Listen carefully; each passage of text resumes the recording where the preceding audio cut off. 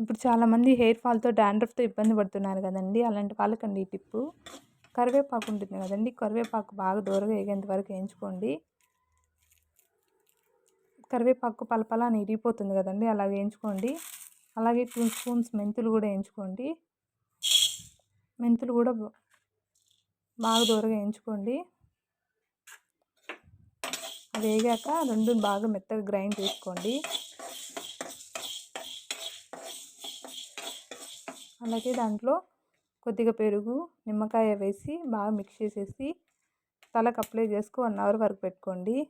మీ hair చాలా సాఫ్ట్‌గా కూడా వస్తుందండి. ఇది పెట్టుకోవడం వల్ల మెంతులు, కరివేపాకు పొడి హెయిర్ కూడా చాలా సాఫ్ట్‌గా ఉంటుంది. డాండ్రఫ్ తగ్గుతుంది. ఇలాగ ఒక 3 మంత్స్ అట్లా ట్రై చేసి చూడండి. వీక్లీ 1 టైం ట్రై చేయండి. ఖచ్చితంగా తగ్గుతుంది. హెయిర్ కూడా మీకు రాలిపోకుండా ఉంటుంది. ట్రై చేయండి మీరు కూడా.